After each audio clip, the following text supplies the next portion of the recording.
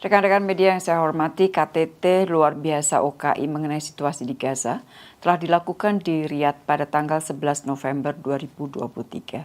Semula akan dilangsungkan 2 KTT secara terpisah, back to back, yaitu KTT Liga Arab dan KTT OKI. Namun, untuk memberikan pesan yang kuat kepada dunia, maka diputuskan bahwa kedua KTT tersebut digabung pelaksanaannya menjadi Joint Summit. Presiden Republik Indonesia merupakan salah satu pemimpin dunia yang langsung menyampaikan akan hadir begitu menerima undangan KTT pada 5 November lalu atau 6 hari yang lalu.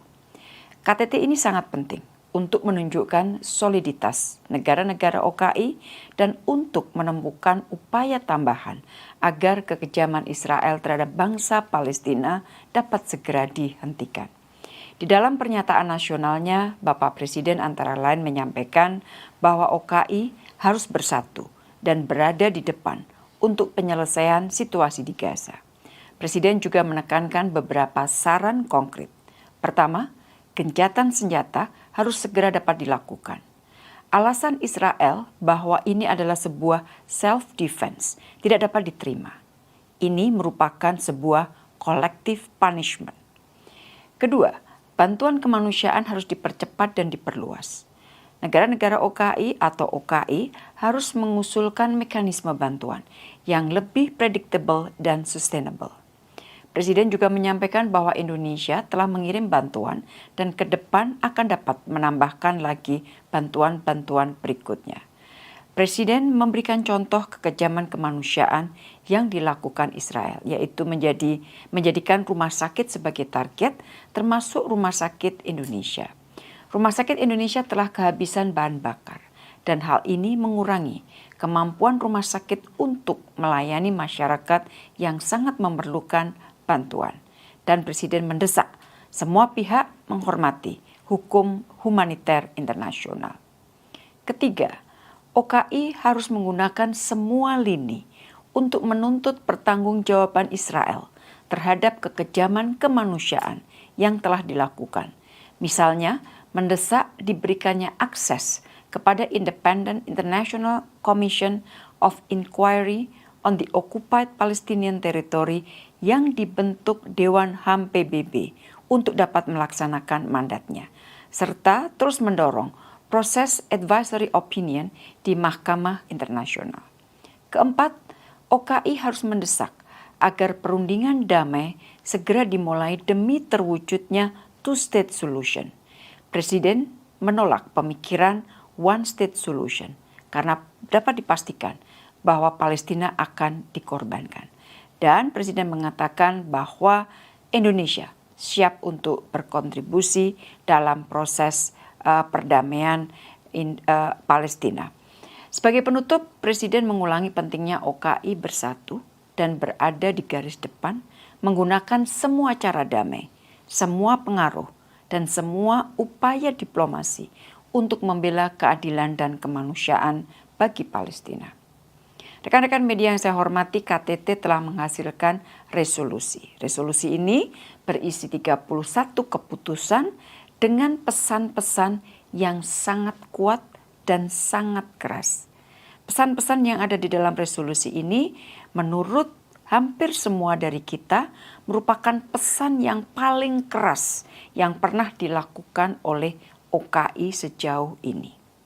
Resolusi tersebut juga menunjukkan kesatuan posisi OKI terhadap situasi Gaza yang sangat memprihatinkan. Beberapa isi keputusan antara lain mengecam agresi Israel di Gaza, mendesak Dewan Keamanan PBB untuk bertindak menghasilkan resolusi sehingga kekejaman dapat segera diakhiri. Kemudian bantuan dapat masuk dan pentingnya mematuhi hukum internasional. Kemudian mendesak Dewan Keamanan PBB untuk mengeluarkan resolusi mengecam perusakan rumah sakit di Gaza oleh Israel.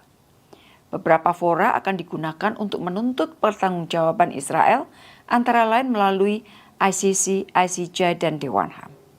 Kemudian memberikan mandat kepada Sekretariat OKI dan Liga Arab untuk membuat Joint Media Monitoring Unit yang akan mendokumentasikan semua kejahatan yang dilakukan oleh Israel.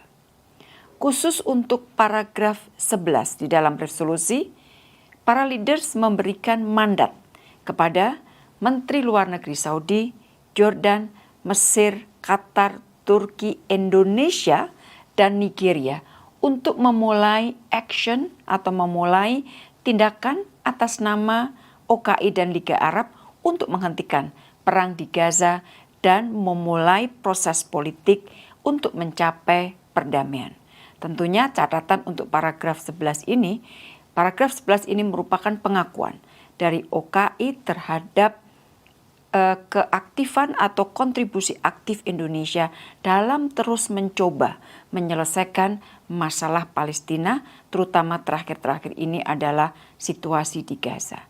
Kemudian resolusi juga mengecam standar ganda dalam menerapkan hukum internasional.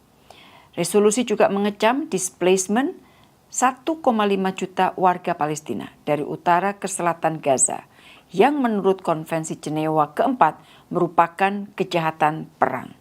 Resolusi mendorong dimulainya proses perdamaian yang sungguh-sungguh dan genuine untuk mencapai perdamaian berdasarkan two-state solution.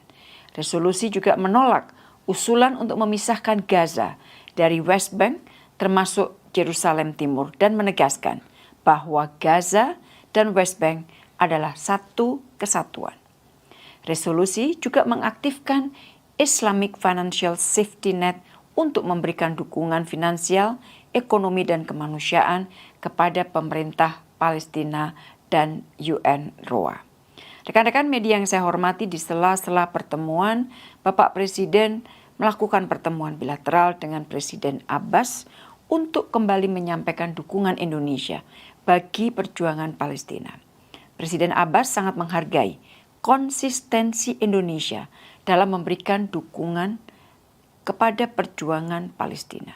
Presiden Abbas juga meminta Presiden Jokowi untuk menyampaikan pesan kepada Amerika Serikat pada saat pertemuan dengan Presiden Biden di Washington DC pada tanggal 13 November nanti. Bapak Presiden juga melakukan pertemuan dengan Raja Yordania. Jordania dan Indonesia memiliki posisi sama terhadap isu Palestina, termasuk dalam mensikapi katastrofi kemanusiaan yang terjadi di Gaza. Presiden Republik Indonesia dan Raja Jordan kembali menegaskan 3 hal penting: gencatan senjata, bantuan kemanusiaan, dan pentingnya memulai kembali proses perdamaian menuju two-state solution. Presiden juga berkesempatan bertemu dengan Presiden Turki. Kedua presiden sepakat bahwa Indonesia dan Turki akan terus bekerja sama untuk isu Gaza dan masa depan Palestina. Kedua presiden juga sepakat agar Indonesia dan Turki dapat segera menyelesaikan perundingan Indonesia-Turki Comprehensive Economic Partnership Agreement sebelum akhir 2024. Demikian rekan-rekan yang dapat saya sampaikan dari hasil KTT luar biasa OKI mengenai situasi di Gaza yang dihadiri oleh Bapak Presiden. Terima kasih.